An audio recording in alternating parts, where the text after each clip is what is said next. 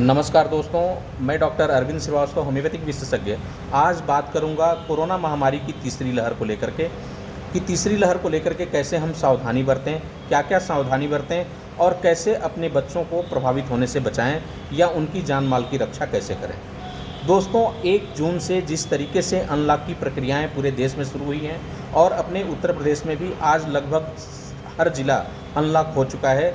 आप जिस तरीके से हम सब भीड़ का हिस्सा बन रहे हैं और बाज़ारों में जिस तरीके से भीड़ हो रही है, निश्चित रूप से हम कहीं ना कहीं दूसरी लहर में हुए परेशानियों को दरकिनार करते हुए उसे भूल गए हैं। और मैं समझता हूं कि दूसरी लहर में हर व्यक्ति का कोई ना कोई जानने वाला करीबी व्यक्ति, दोस्त, मित्र, परिवार का कोई सदस्य या रिश्तेदार खोया है। दोस्तों, हमें ये भूलना नहीं चाहिए और अगर हम भूले हैं तो ये हमारी सबसे बड़ी बेवकूफ़ी होगी। और तीसरी लहर की जहाँ तक आने और ना आने की बात है, दोस्तों मैं आपको बताना चाहूँगा कि दुनिया के कई देशों में तीसरी लहर आ चुकी है, जिसमें बहुत ही डेवलप्ड कंट्री है ब्रिटेन। और ब्रिटेन में तीसरी लहर का प्रकोप बहुत तेज़ी से आगे बढ़ रहा है। सिंगापुर में भी तीसरी लहर का प्रकोप तेज़ी से आगे बढ़ रहा है और कोरोना वायरस के नए नए वेरिएंट मिल रहे हैं जो बेहद ही खतरनाक हैं और काफ़ी जान माल की रक्षा को लेकर के दिक्कतें सामने आ रही हैं।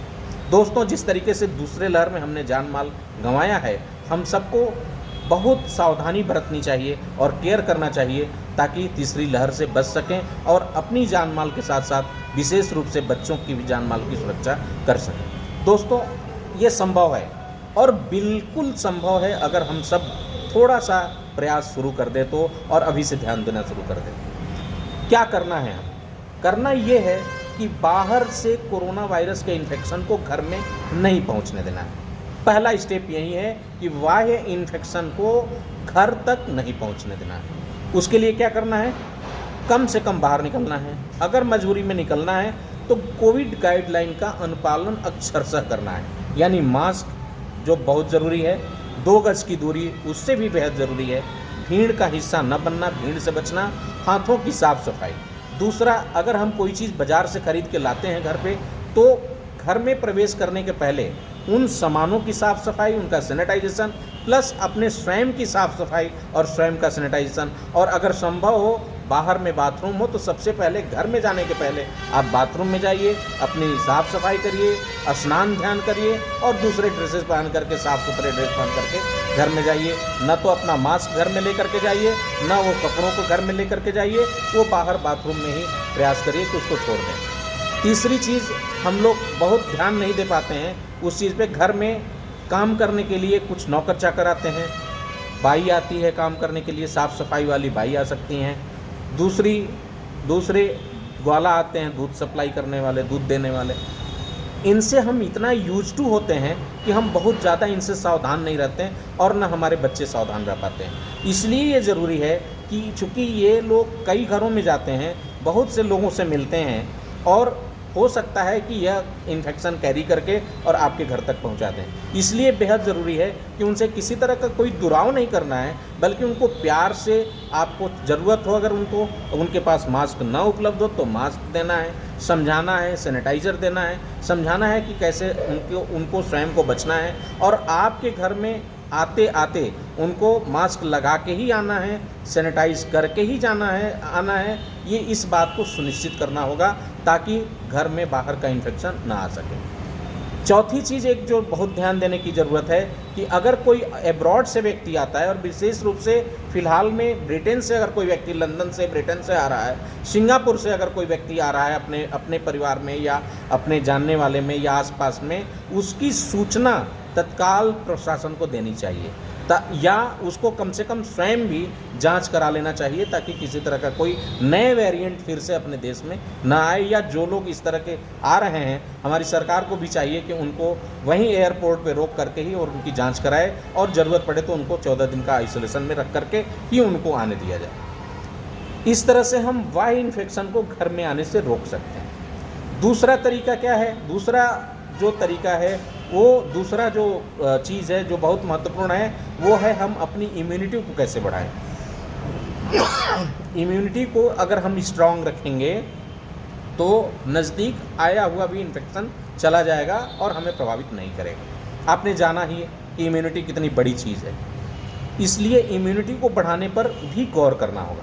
इसको बढ़ाने का तौर तरीका क्या है? सबसे पहले हमें स्वयं के पर्सनल हाइजीन के बारे में जानना होगा, सोशल हाइजीन के महत्व को जानना होगा, साथ ही अपने परिवार के अन्य सदस्यों को और विशेष रूप से बच्चों को पर्सनल हाइजीन और सोशल हाइजीन यानी स्वयं की साफ सफाई, साथ में घर की साफ सफाई, आसपास की साफ सफाई कैसे रखनी चाहिए, कैसे केयर करना चाहिए, इसको ध्यान में रखना चाहिए। दूसरी चीज़ मैं कहूँगा, घर की साफ सफाई, पोछा लगता है, सफाई होती है, उसमें आपको करना क्या है कि थोड़ा सा ब्लीचिंग पाउडर डाल देना है और नियमित ब्लीचिंग पाउडर 1-2 चम्मच डाल दीजिए एक बाल्टी पानी में।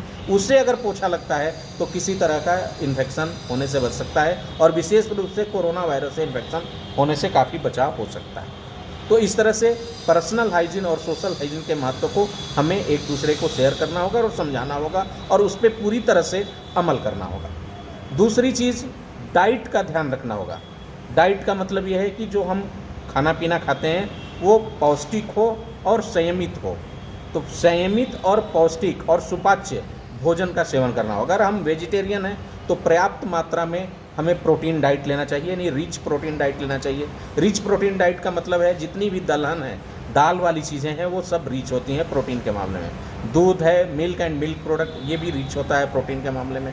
तो हमारे खाने पीने में दूध और दाल का समावेश पर्याप्त मात्रा में होना चाहिए। दूसरी चीज़, हरी साग सब्जियों का ध्यान रखना चाहिए, वो पर्याप्त मात्रा में उससे विटामिन मिलता है। इसके साथ साथ रंग बिरंगे मौसमी फल जितने भी हैं उनका अधिक से अधिक सेवन, सलाद का सेवन, ये हमारी दिनचर्या का हिस्सा होना चाहिए। साथ ही हम च्यवनप्राश का सेवन कर सकते हैं और अपने परिवार को भी करा सकते हैं।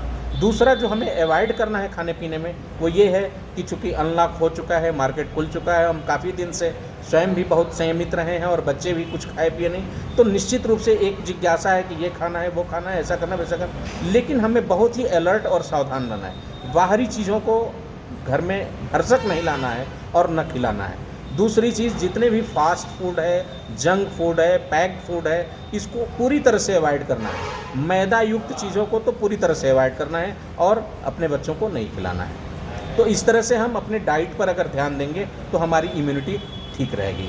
तीसरा चीज़, योग प्राणायाम को हमें वरीयता देना है और नियमित रूप से योग प्राणायाम, आसन, अनुलोम विलोम, सूर्य नमस्कार, नियमित टहलना, इस तरह से हम न स्वयं बल्कि अपने परिवार और बच्चों को, यानी सामूहिक प्रयास करना, सामूहिक रूप से योगाभ्यास करना है और योग प्राणायाम करने की आदत डालनी है। इसके आगे जो पांचवी चीज़ है, बच्चे चूँकि काफ़ी दिन से घर में हैं, विद्यालय भी नहीं जा पा रहे हैं, कहीं जा भी नहीं पा रहे हैं, कोई इस तरह की गैदरिंग में भी नहीं जा पा रहे हैं, तो निश्चित रूप से उनके मानसिक और चीज़ों पर असर पड़ा है। अगर कोरोना काल में सबसे ज़्यादा अगर कोई नुकसान झेला है और सबसे ज़्यादा नुकसान पहुंचा है तो वो है बच्चों की सेहत, बच्चों की शिक्षा दीक्षा और बच्चों को मानसिक रूप से भी कोरोना ने काफ़ी आघात किया है। दोस्तों, इसमें कोई डाउट नहीं है कि बच्चों पे बहुत मानसिक दबाव भी पड़ा है, पढ़ाई के साथ साथ मानसिक भी दबाव पड़ा है और हमें एज ए गार्जियन इस बात का ध्यान रखना चाहिए कि हम ज़्यादा से ज़्यादा बच्चों को समय दें। उनके साथ हम कुछ इंडोर खेल कूद कर सकते हैं, सामूहिक गान कर सकते हैं, सामूहिक गायन कर सकते हैं। इसके साथ साथ कोई इस तरह की एक्टिविटीज़ कर सकते हैं जो घर में की जा सकती है। कुछ नई चीज़ें सीख सकते हैं बच्चे, डांसिंग है, सिंगिंग है, पेंटिंग है, इस तरह की नई चीज़ों को सीख सकते हैं। जो बड़ी बेटियां हैं वो कुछ नई रेसिपी सीख सकती हैं कि घर में कैसे इन चीज़ों को बनाया जाता है। तो इस तरह से कुछ ना कुछ इस तरह का सामूहिक जो एफर्ट्स है उसको करने की ज़रूरत है ताकि बच्चों के अंदर एक पॉजिटिविटी आए और बच्चे सकारात्मक बने रहें और पूरी ऊर्जा और पूरी एनर्जी के साथ उनकी फिजिकल फिटनेस के साथ साथ मानसिक स्थिति भी स्वस्थ रहे और वो पुनः आगे बढ़ सकें और इन्फेक्शन से बच सकें। इस बात का हमें बहुत विशेष रूप से ध्यान रखना होगा। दोस्तों, मुझे विश्वास है कि अगर हम लोग सामूहिक रूप से प्रयास करें और थोड़ा सा अब सावधानी बरतें तो निश्चित रूप से तीसरी लहर को रोकने में कामयाब हो सकते हैं। दुनिया ने देखा है दूसरी लहर में हमारी क्या स्थिति हुई है और इतना ज़्यादा तेज़ी से स्प्रेड किया इन्फेक्शन, इतनी संख्या मरीजों की बढ़ गई कि पूरी स्वास्थ्य व्यवस्था ही चरमरा गई और उन जानों को जिनको हम बचा सकते थे नहीं बचा पाए। निश्चित रूप से हमने किसी न किसी को खोया है, अपने जानने वाले को, दोस्त मित्र को। इसलिए तीसरी लहर के न आने की संभावना को दिमाग से हटा देना है। तीसरी लहर आके रहेगी, इसमें कोई डाउट नहीं है। हम चाहें तो उसे रोक सकते हैं और इसके लिए हमें बहुत ही प्रयास करना पड़ेगा और इन चीज़ों को अपने जीवन में अपनाना पड़ेगा, अपने जीवन का एक हिस्सा बनाना पड़ेगा पूरी तरह से। तभी तीसरी लहर को हम रोकने में कामयाब हो सकते हैं। दोस्तों, इससे न केवल हमारी जान माल की सुरक्षा होगी, बल्कि हमारा जो फ्यूचर है, बच्चे हैं, जो देश के भविष्य हैं, न केवल हमारे परिवार के भविष्य हैं, बल्कि वो देश के भी भविष्य हैं, जिनके कंधे पर देश की पूरी भविष्य टिकी हुई है, उनकी जान की सुरक्षा हम करने में कामयाब होंगे। और इस तरह से मुझे उम्मीद है कि यह हमारा वीडियो आपको ज़रूर उपयोगी लगा होगा और निश्चित रूप से आप इन सब चीज़ों को थोड़ा सा अमल में ला करके, इसके साथ साथ कुछ और भी चीज़ें जो छूट रही हैं, जैसे नियमित, एक तो गर्मी बहुत है, उमस बहुत है, ठंडा पानी पीने का स्वाभाविक है, मन करता है, पहले पीते आ रहे हैं, पीने का मन भी करता है, लेकिन आप कतई ठंडी पानी का सेवन न करें। आइस और बर्फ़ वाली चीज़ों का सेवन तो बिल्कुल ना करें। दूसरा चीज़, आप गुनगुना पानी अगर नहीं ले सकते हैं तो ताज़ा पानी लेते रहें, अगर संभव हो तो गुनगुना पानी लेते रहें। आयुष आरोग्य काढ़ा का सेवन करते रहें, दोनों मीटिंग स्वयं भी करें, परिवार को भी कराएं, इससे काफ़ी सेफ्टी रहेगी। इसके साथ साथ थोड़ा बहुत गरारा कर सकते हैं और जो भोज्य पदार्थ घर में बने उसमें जो भारतीय व्यंजन में जो मसाले का महत्व है, उन मसालों का भी सेवन हमको करते रहना चाहिए, हम लोग करते रहना चाहिए। इससे काफ़ी हद तक हमारी इम्यूनिटी स्ट्रांग रहेगी और हम कोरोना क्या अन्य और भी बीमारियों से बच सकते हैं। दोस्तों, कोरोना कोई छोटी मोटी चीज़ नहीं है, ये महामारी है और महामारी आप जानते हैं, पेंडेमिक हम झेल चुके हैं, दूसरी लहर को देख चुके हैं। तो निश्चित रूप से हम सबको मिल करके बहुत ही सावधान रहने की ज़रूरत है, काफ़ी केयर करने की ज़रूरत है। और सबसे बड़ी भी बात यह है कि देश के बौद्धिक वर्ग से मैं हाथ जोड़ के प्रार्थना करूंगा कि आप चाहेंगे तो ये संकट टल सकता है। बस ज़रूरत इस बात की है कि स्वयं के साथ साथ अपने पास पड़ोसियों को, अपने जानने वालों को, अपने दोस्त मित्रों को, रिश्तेदारों को कम से कम आप सही तरीके से उनको गाइड करिए, उनको समझाइए, उनको बताइए कि कोरोना से बचने के क्या क्या उपाय हो सकते हैं, कैसे हम बच सकते हैं, वैक्सीन लगवाना कितना ज़रूरी है।